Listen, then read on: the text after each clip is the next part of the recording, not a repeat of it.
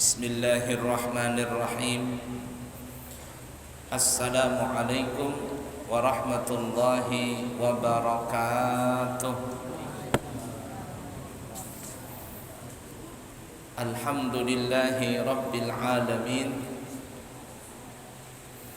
Allahumma fasalli wa sallim ala sayyidina wa nabiyyina wa maulana Muhammadin wa ala alihi wa ashabihi wa azwajihi wa dhurriyyatihi wa man tabi'ahum bi ihsanin ila yaumiddin, amma ba'du.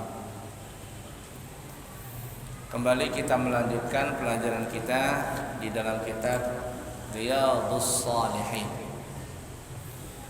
yang dikarang oleh Al-Imam Abu Zakaria Yahya bin Sharaf An-Nawawi Asy-Syafi'i Al-Asy'ari radhiyallahu ta'ala anhu. Kita masih membahas tentang masalah babus sabar, bab yang berkaitan dengan sabar. Hadis yang ke-28. Sudah dapat hadisnya? Buka hadis 28. Ikutin semuanya. Bismillahirrahmanirrahim. Wa an ibni Mas'udin radhiyallahu ta'ala anhu anna Rasulullah sallallahu alaihi wasallam qala innaha satakunu ba'di atharatun wa umurun tunkirunaha. Qalu ya Rasulullah fama ta'muruna?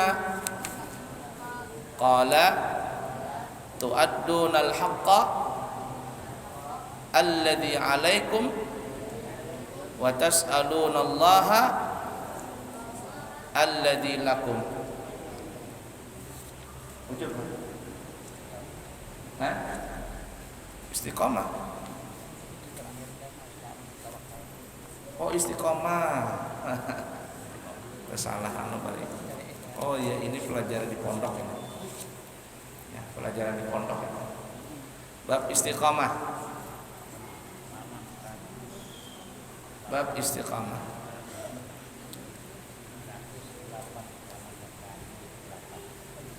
Ada sama kita. Bab istiqamah ya. Bab tentang istiqamah. Teguh dalam pendirian. Qala Allah Ta'ala fastaqim kama umirta. Tetaplah, teguhlah kalian pada jalan yang benar sebagaimana yang telah diperintahkan kepadamu. Surah Hud, surah ke-11 ayat 112. Wa qala ta'ala, dan Allah berfirman juga, innal ladzina qalu Rabbuna Allahu thumma istaqamu tatanazzalu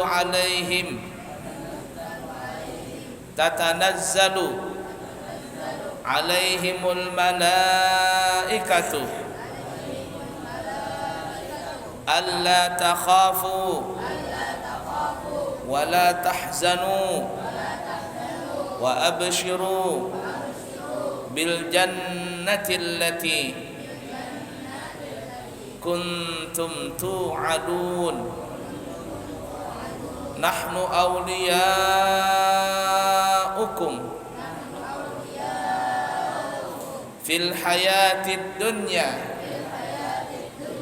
wa fil akhirati walakum fiha ma tashtahi anfusukum walakum fiha ma tad'un nuzulam min ghafurir rahim.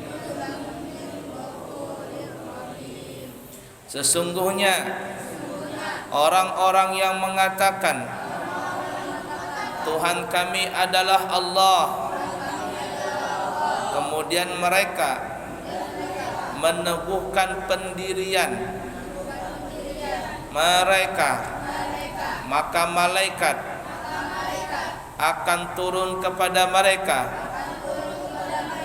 untuk mengatakan, janganlah kalian merasa takut dan janganlah kalian merasa sedih,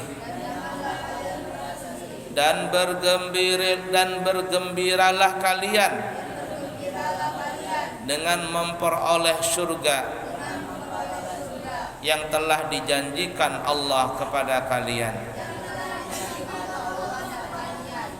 Kami Allah Ta'ala adalah pelindung-pelindung dalam kehidupan dunia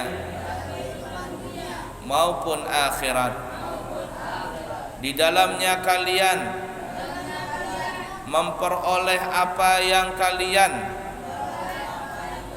inginkan dan memperoleh pula apa yang kalian minta sebagai hidangan bagi kalian dari Tuhan yang Maha Pengampun lagi Maha Penyayang.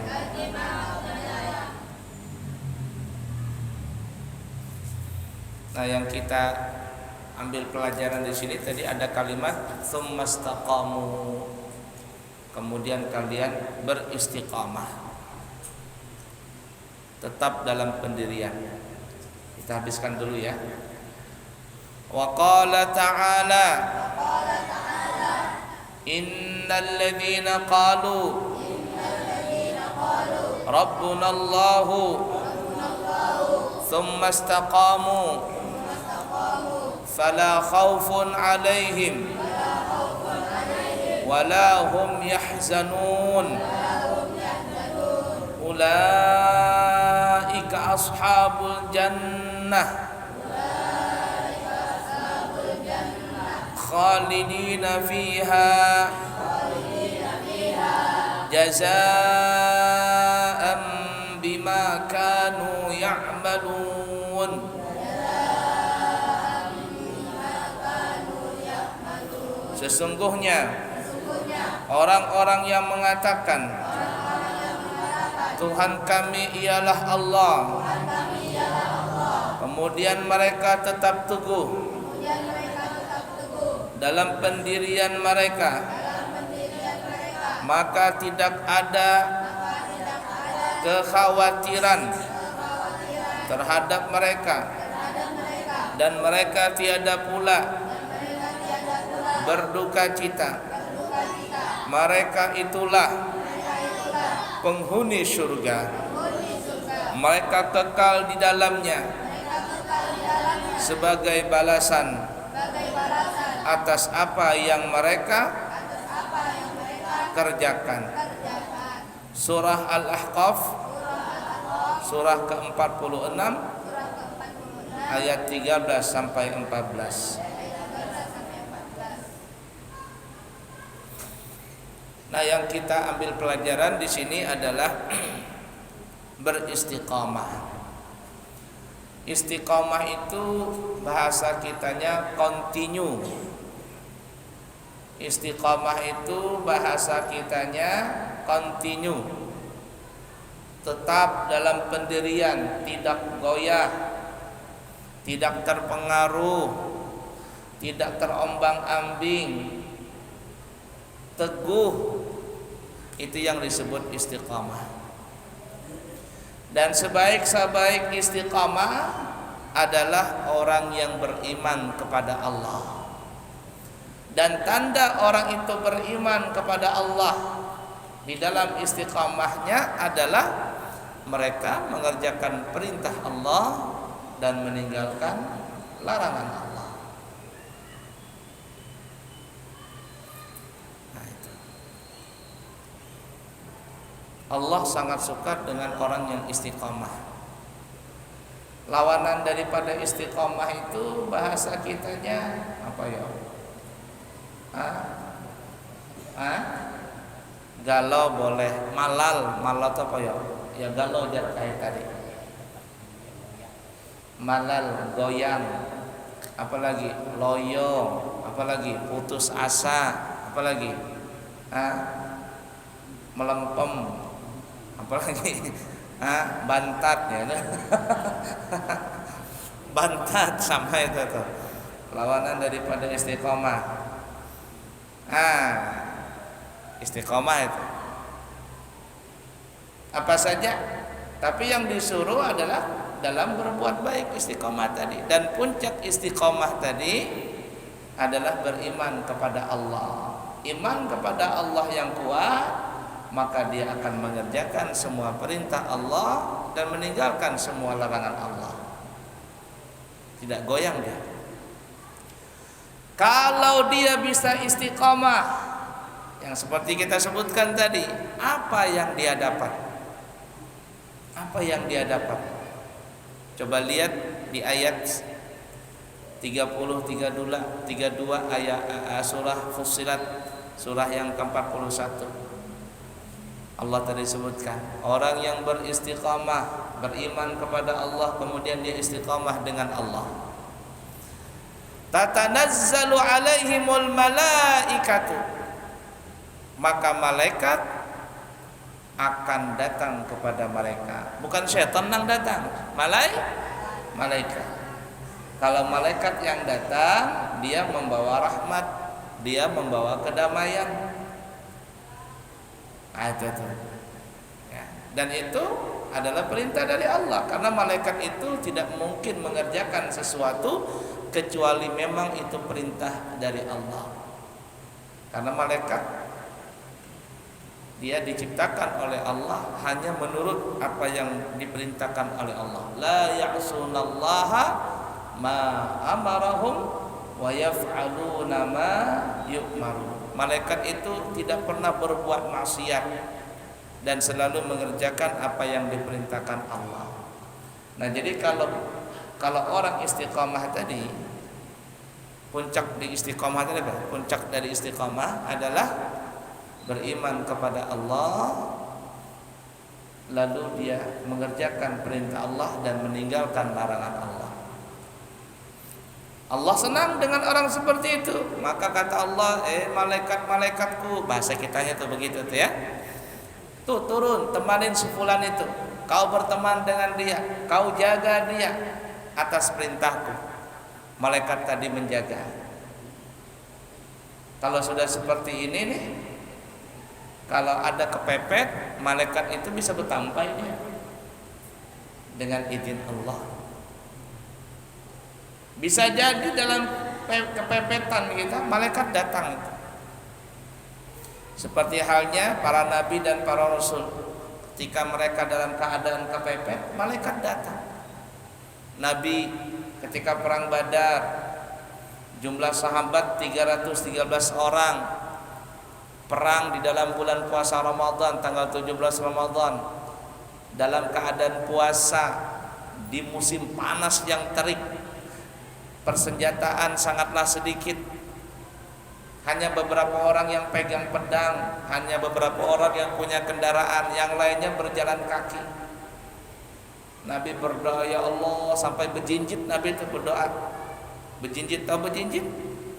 Bukan lagi berdiri dengan dua telapak kaki, berjinjit pakai ujung jari kaki, berjinjit berdoa sampai selendang Nabi jatuh. Kalau bahasa kitanya, ya Allah, jangan kalah nih orang Islam. Kalau kalah nih orang Islam, selesai, habis cerita. Aku mati, sahabat mati, gak ada lagi cerita Islam setelah ini. Jangan kalah ya Allah. Sayyidina Abu Bakar melihat Nabi berjinjit begitu, Abu Bakar memegang bajunya Rasul. Ya Rasul, cukup ya Rasul, doamu pasti didengar. Doamu pasti dengar ya Rasul. pasti didengar sama Allah, pasti ya Rasul. Tapi Nabi tidak berhenti sampai turun malaikat. Nah, pertolongan Allah datang. Apa yang terjadi? Para sahabat tuh, ini unik ya, itu sifat sahabat beda dengan sifat orang munafik. Kalau sahabat, perhatikan ya, Buya sering berapa kali bilang sudah ini. Kalau sahabat, jikalau mereka perang, mereka mengantuk. Itu sahabat kalau perang mengantuk, tidur. Tapi kalau lagi sholat, lagi belajar, lagi baca wirid, lagi berzikir, ngantuk atau tidak? Nah, tidak mengantuk. Itu orang sahabat. Tapi kalau orang munafik, kalau sholat ngantuk, baca wirid, nuntut ilmu mengantuk. Siapa itu? Itu orang munafik. Tapi kalau perang nih, bagaimanapun ngantuknya dia nggak bisa ngantuk. Kenapa nggak bisa ngantuk? Takut mati.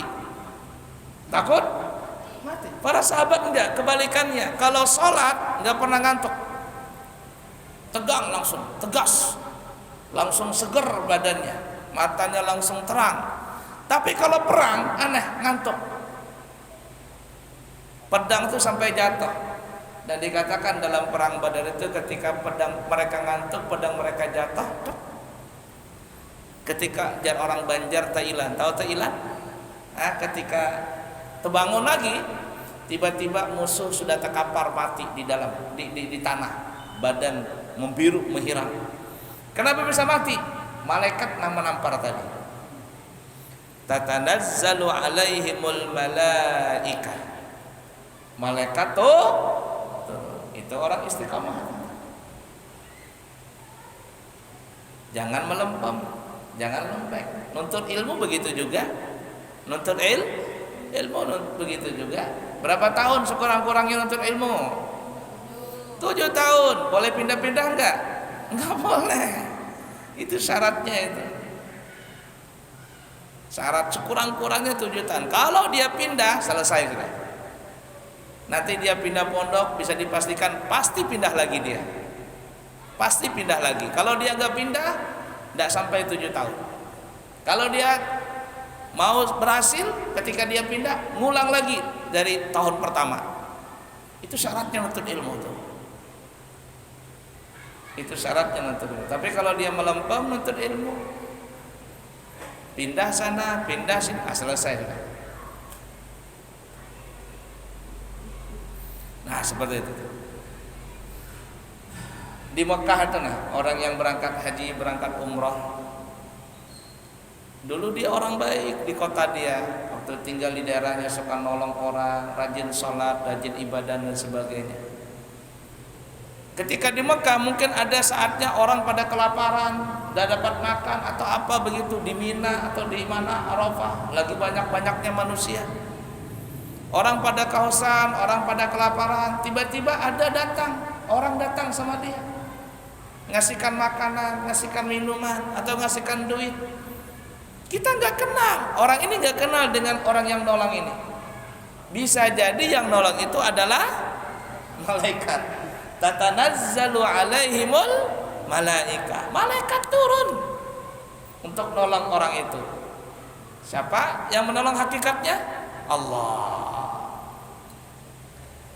Kalau malaikat yang tolong, apa kata malaikat? Alla takhafu wa la tahzanu. Ya, Allah berkata, jangan kalian takut, wala tahzanu, jangan sedih.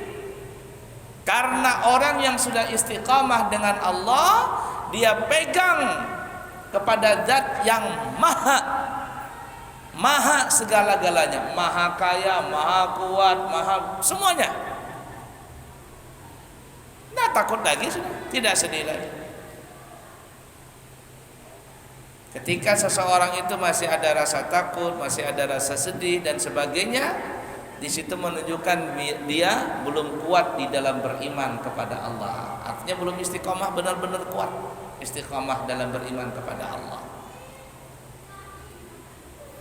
Nah, itu tuh.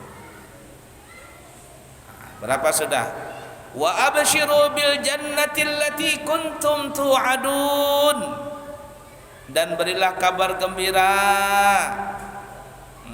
Berilah kabar gembira bahwa mereka-mereka yang istiqomah itu akan mendapatkan surga yang dijanjikan kepada mereka. Jadi orang yang istiqomah tadi dapat 4 tuh. Dapat 4 kemuliaan. Pertama, malaikat akan jadi temannya dia. Tatanazzalu alaihimul malaikah. Malaikat selalu menemani dia. Bukan jin yang menemani. Bukan jin. Bukan setan. Bukan jimat ini, bukan jimat itu. Gak perlu pakai jimat-jimatan. Gak perlu pakai ini, pakai itu. Nama Allah saja. Allah utus malaikat. 1. Yang kedua, tidak pernah takut dia. Gak ada rasa takut. Yang ketiga, tidak pernah sedih dia. Tidak pernah galau dia. Yang keempat, di akhirat masuk surga. Nah ini. Bahkan sebelum mereka masuk surga, Allah jadikan dunia surga buat dia. Bahkan sebelum dia meninggal dunia mendapatkan surga di akhirat, di dunia dia sudah mendapatkan surga. Bagaimana surga itu? Artinya selalu bahagia. Coba lihat ayatnya setelahnya. Nahnu awliya'ukum fil hayatid dunya wa fil akhirah. Kata Allah, kata Allah adalah pelindung-pelindung kalian di dunia atau di akhirat. Walakum fiha ma tashtahi anfusukum. Nah, karena Allah yang menjadi pelindungnya, hakikatnya Allah nih yang jadi pelindung bagi orang yang istiqamah. Walakum fiha ma tashtahi anfusukum. Kata Allah, kalian apa yang mau Allah berikan. Apa yang kalian mau Allah berikan. Makanya kalau orang yang sudah makom istiqomahnya luar biasa tingginya kepada Allah Ta'ala, apa yang dia mau di dunia ini jadi. Ucapannya dia itu kun fayakunnya, hakikatnya Allah yang berkata kun fayakun tadi. Hendak ini jadi, hendak itu jadi. Allah jadikan dunia di bawah kaki mereka. Tetapi orang-orang yang sudah makomnya seperti ini tidak tergiur lagi dengan dunia. Kenapa? Karena mereka akan mendapatkan yang lebih indah di dunia, yaitu surga. Walakum fiha ma tad'un. Dan kalian memperoleh apa yang telah kalian minta. Apa yang kalian minta dikabulkan sama Allah. Jadi hebatnya orang yang istiqomah tadi mendapatkan 4 kemuliaan. Pertama, malaikat sebagai temannya. Tidak ada rasa sedih, tidak ada rasa takut, tidak ada rasa sedih. Kemudian dapat surga. Bahkan sebelum Allah janjikan bagi orang tersebut surga di akhirat, dia sudah mendapatkan surga di dunia ini. Apa yang dia mau Allah kabulkan. Tapi mereka-mereka itu biasanya tidak lagi mengharap dunia. Dunia yang mengejar mereka. Dunia yang mengejar mereka. Itu hebatnya orang istiqomah seperti itu. La ilaha illallah. Semoga Allah memberikan di dalam hati kita ini keteguhan beriman, istiqamah kepada Allah Ta'ala. Amin ya rabbal alamin. Nah, jadi puncak istiqomah tadi beriman kepada Allah. Bisa juga dikiaskan ke lain. Istiqomah dalam apa? Dalam berdagang. Jangan lembek dalam berdagang. Orang bermodal rugi sekali, enggak putus asa, coba lagi yang kedua. Rugi yang kedua, enggak putus asa, coba yang ketiga.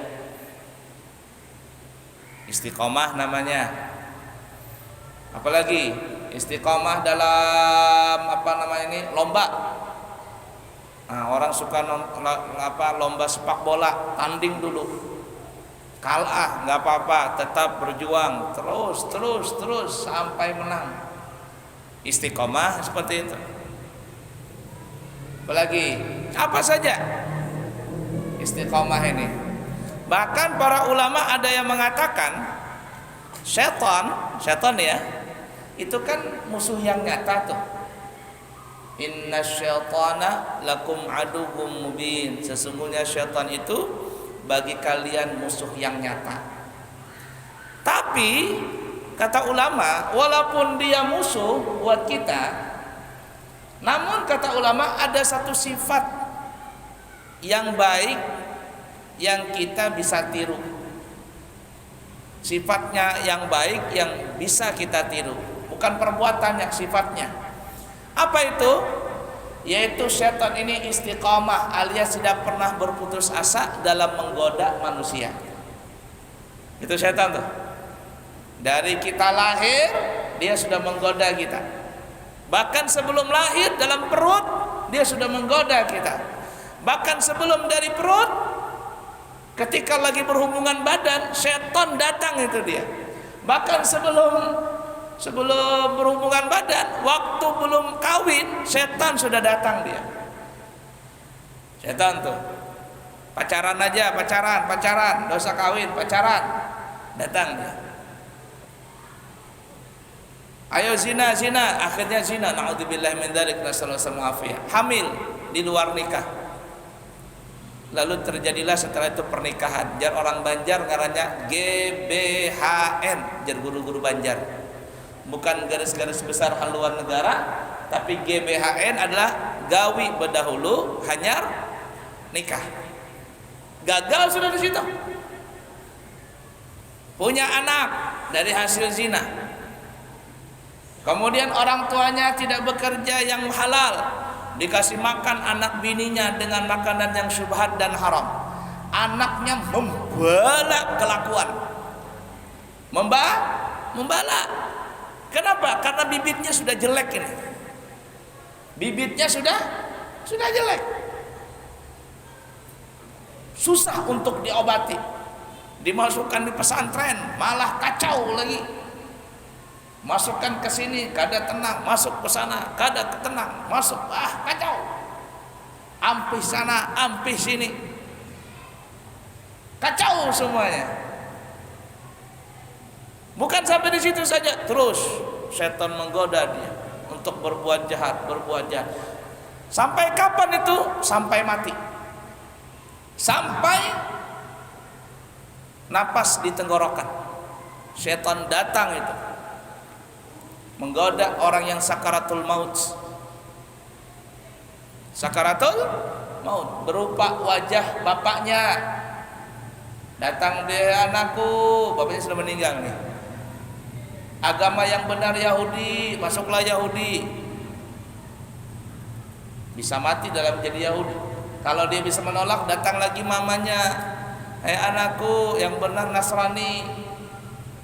Datang lagi saudaranya, anakku, yang benar adalah Majusi. Macam-macam yang datang tuh kalau mau sakaratul maut. Dan pernah putus asa setan. Untuk apa? Untuk menggelincirkan manusia. Nah, kata ulama, itulah sifat salah satu baik. Bukan perbuatan setannya, tapi istiqomahnya itu yang diambil. Cuman setan ini istiqomahnya dalam perbuatan yang jelek. Jangan yang jeleknya diambil, istiqomahnya itu yang ujungnya di pertama diambil, jangan ujung belakangnya diambil. Yalah, seperti itu. Nah, setan itu menggoda. Menikah, disuruh abahnya, kamu pilih nakai, ini anak pesantren. Nah, ini anak kada dulu pesantren, pilih mana? Nang anak ini kadang mau milih anak pesantren, nang dipilihnya nang baju seksi-seksi itu dipakainya, itu dipilihnya. Gagal sudah satu. Ketika menikah, berhubungan, kada tahu bacaannya. Orang kan bacaan tuh, Allahumma jannibna syaitan wa jannibi syaitana ma razaqtana. Sampai situ aja. Jangan wakina adzabana. Kalau wakina adzabana itu doa makan. Ya Allah, lindungilah kami dari setan dan lindungilah setan jauh dari kami. Jauhkan kami dari setan dan jauhkanlah setan dari kami. Ketika ada seseorang baca itu ketika berhubungan badan, maka insya Allah syaitan tidak ikut nimbrung dalam hubungan itu. Tapi kalau ada bacaan langsung berupak begitu, wah, setannya umpat dua. Makanya orang Banjar dulu kalau pas ada anak nakal benar. Nakalnya anak ini, mungkin abah mamanya mengulah bahari kada bacaan. Itu adalah begitu, saking nakalnya nih anak nih. Ini mungkin anak ini nakalnya waktu abah mamanya mengulah kada bacaan. Situ kalah manusia sudah. Waktu hamil dikasih makan nang halal, tapi kalau dia kalah lawan setan dikasih makan nang haram. Kalau dia menang dia bacakan Al-Quran, tapi kalau dia kalah musik dangdut mamanya suka mendengar, berjoget mamanya. Akhirnya tersugesti otak bayi itu untuk berbuat yang seperti itu. Ketika lahir diadzankan dan dikomatkan. Adzan di telinga kanan, qomat di telinga kiri. Karena disebutkan di dalam riwayat, ya Rasul sallallahu alaihi wasallam mengadzankan telinga kanan Sayyidina Hasan Husain dan mengiqamatkan di telinga kiri. Dan dikatakan siapa yang mengadzankan di telinga kanan dan mengiqamatkan di telinga kiri ketika bayi itu baru lahir, lam yadurruhu ummus sibyan, maka syaitan yang bernama ummus sibyan tidak bisa mengganggu anak ini. Ummu itu bahasa kitanya anak, sibyan ummu itu ibu, sibyan itu anak-anak, ya, ibunya anak-anak. Mungkin bahasa kitanya kuntilanak lah. Kuntilanak. Itu kita jaga itu. Bacakan telinga kanan surah Al-Qadar, inna anzalnahu fi lailatul qadar 3 kali. 5 kali boleh, 7 kali boleh, 9 kali boleh, 11 kali boleh. Siapa yang membacakan surah Al-Qadar di telinga kanannya, maka anak itu dijaga, dipelihara oleh Allah sampai mati. Insya Allah dia tidak akan berbuat zina. Jangankan zina, pacaran aja dia nggak mau. Pacaran aja nggak mau, apalagi zina. Itu yang suka pacaran itu berarti nggak dibacakan surah Al-Qadar itu di telinga kanannya waktu bayi. Ada yang itu yang mentasmiakan anak orang tuh jangan lupa baca itu. Dijaga. Kenapa? Karena setan tidak berputus asa untuk menggoda kita manusia. Terus dia.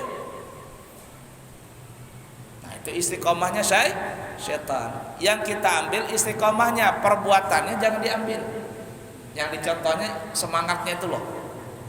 Tapi nang semangat untuk menjelekan orang, untuk menjelekannya ini jangan diambil. Nah, jadi istiqomahnya yang mana? Istiqomah nang baik. Nah, cuman puncak daripada istiqomah tadi, puncak dari segala istiqomah adalah beriman kepada Allah. Buahnya apa? Mengerjakan perintah Allah, meninggalkan larangan. Itu puncak istiqomah tadi. La ilaha illallah. Nah, itu ya, 4 kemuliaan dia dapat. Malaikat jadi temannya dia, tidak pernah takut, tidak pernah sedih. Allah janjikan bagi dia surga. Bahkan kalau kita mau kembangkan lagi ayat berikutnya ada 5 lagi. Yang kelima adalah sebelum dia masuk surga, Allah jadikan dunia sudah jadi surga buat dia. Kenapa? Karena apa yang dia mau, apa yang dia minta, Allah kabulkan. Allah kabulkan. Tapi ya tadi biasanya orang seperti ini tidak lagi tergiur dengan dunia, tapi dunia yang datang kepada dia. Dunia yang datang kepada dia. Kalau ada orang yang mengganggu dia, Dia nggak berdoa macam-macam, cukup nanti Allah yang turun menolong dia. Nabi kita Muhammad sallallahu alaihi wasallam itu kan waktu berdakwah di kota Mekah banyak musuhnya. Nah, itu biasa tuh kalau orang baru-baru berdakwah itu ada aja yang iri, ada aja yang dengki itu. Bahkan yang musuhnya beliau bukan orang lain, Abu Lahab seorang, paman sendiri. Nah, itu paman sendiri. Bangsanya sendiri, bangsa Quraisy sendiri, orang kampung sendiri yang memusuhi beliau. Tapi beliau istiqomah, nggak berhenti dalam berdakwah. Jadi Abu Lahab nih, pernah dia nanya sama teman-temannya, di mana Nabi Muhammad sering lewat? Dan bubuhannya nang Abu Lahab ini, bubuhan abu-abu nih ya, Abu Jahal, Abu Lahab, Abu Gosok sekalian. Tujarnya tuh Nabi Muhammad sering lewat di gang ini, sering lewat di gang ini. Abu Lahab suruh orang bikin lubang, bikin jebakan lubang. Lubangnya besar dalam, tujuannya apa? Supaya nanti Nabi Muhammad tercebur di situ. Lalu dikasih pelepah kurma, dikasih tanah di atasnya supaya tidak kelihatan ada lubang. Tibalah Nabi Muhammad jalan di gang situ karena Nabi sering lewat situ. Abu Lahab di balik rumah ngintip, kepingin dia tahu bagaimana kalau Nabi jatuh ini. Nabi berjalan, tinggal beberapa langkah lagi, tatanazzalu alaihimul malaika. Jibril datang. Stop ya Rasulullah, stop. Jangan diteruskan langkahmu. Ada apa wahai Jibril? Kata Jibril, depan engkau ya Rasul ada lubang besar. Ada lubang. Ada jebakan di situ. Kau cari jalan yang lain aja ya Rasulullah. Baik kata Rasulullah. Berbalik Nabi berjalan, Abu Lahab ngintip. Nggak jadi nih. Waduh, gimana ini? Allah lupakan apa yang ada di otaknya Abu Lahab. Dia lupa bikin lubang tadi. Dia panggil Nabi Muhammad, ya Muhammad, Muhammad. Abu Lahab namanya. Dia lupa bikin lubang di situ. Dia kejar Nabi Muhammad. Nabi Muhammad nggak menghiraukan. Tiba-tiba Abu Lahab berubah masuk sendiri ke dalam lubang tadi. Senjata makan tuan ini. Tebak masuk. Abu Lahab tuh kenal awaknya. Pernah berangkat umrah nih guru. Nah, gimana melihat orang Arab tuh? Kenalnya orang Arab. Ulun insya Allah di tanggal 22 berangkat umrah juga. Berangkat umrah plus Turki itu biayanya 22 juta dari Jakarta. 12 hari kalau tidak salah, 9 hari di umrah, kemudian 2 harinya di mana namanya nih, di Turki, sisanya bolak-balik 22 juta. Nah, tadi baru dapat tas aja. Dapat tas urun gratis, digratisin orang. Digratisin orang ya. Sudah jarulan, ayo bismillah jarulan. Ya, sambil bawa jamaah nanti. Ya, bawa jamaah ada berapa? Mungkin ada 12 orang atau 13 orang atau 15 orang mungkin. Berangkat kawan ulun nanti. Insyaallah tanggal 22. Nah, coba lihat kalau di Mekah itu dari mana-mana orang datang. Awaknya orang itu gunul-gunul. Makan aja dia kuat itu. Di Mekah itu ada namanya kalau kita sini kan namanya KFC. Kalau di sana bukan KFC yang terkenal, namanya Al-Bik. Itu ayam goreng juga, ayamnya itu nangkai telapak batis nih. Kenal loh ini. Nah. Itu orang Arab tuh makan dia satu itu biasa. Okay. Kita mau makan ayam, 1 ekor ayam potong berapa? Potong 12. Orang Arab makan ayam 1 ikung seorang habis. Itu orang Arab. Kita 1 ikung potong 12. Ya lah, apalagi pengantinan kecil-kecil. Bukan potong 6 lagi, potong 16 kadang. Saking halusnya. Kalau hendak berhemat, suwir-suwir. Soto ayam ngarannya disop. Ganal orang Arab tuh. Abu Lahab dia awaknya ganal, apalagi orang zaman bahari. Gugur dia, tetelantang begini. Ada bisa lagi nah teti harap gitu.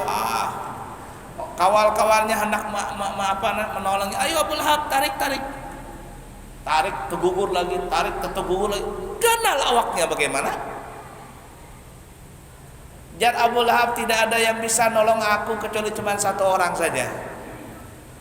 Kalau kalian biar 10, 20 kada bakalan bisa nolong. Satu orang aja bisa bawa aku ke atas nih. Siapa ajar bubahannya? Tuh, keponakanku Nabi Muhammad SAW. Panggil. Nabi Muhammad dipanggil. Ya Rasulullah. Ada apa? Paman pian tercebur dalam lubang tuh. Kalau kita kan digitukan, syukuri, nyaman ikam, hapuk dia, tambahin lagi. Itu kita. Tapi Nabi Muhammad tidak. Datang Nabi Muhammad. Kata Nabi Muhammad, ya Abu Lahab, khud jadi, imsak jadi. Hai Abu Lahab, ambil tanganku, pegang tanganku ini. Dengan satu tangan saja Nabi mengangkat Abu Lahab itu sebagaimana Nabi mengangkat kapas. Ringan. Diangkat lawan Nabi. Nang 10 orang tadi mengangkat Abu Lahab kada kawan. Nabi mengangkat dengan satu tangan aja. Sampai di atas, kayak mengangkat kapas, taruh di atas. Kalau Abu Lahab, terima kasihlah, minta maaf lahir batinlah. Dada. Apa dia ucapkan? Bah, bujur-bujur sihir ikam ini hebat banar. 10 orang mengangkat aku kada kawai ikam seorang aja jarnya. Nabi Muhammad diam ay. Coba kita begitu kan, tendang aja lagi masuk ke dalam sumur. Itu kita. Tatanazzalu alaihimul malaikah. Allah yang jaga Nabi dengan perantaran malaikat tadi. Nah begitu juga kita. Kalau ingin dijaga oleh Allah dengan perantaran malaikat, istiqomahkanlah hati kita kepada Allah. Jangan melempem, jangan lembek, jangan letoy, apalagi jangan apalagi. Kalau lembek pula jangan. Ampih aja lah. Sudah selesai sudah.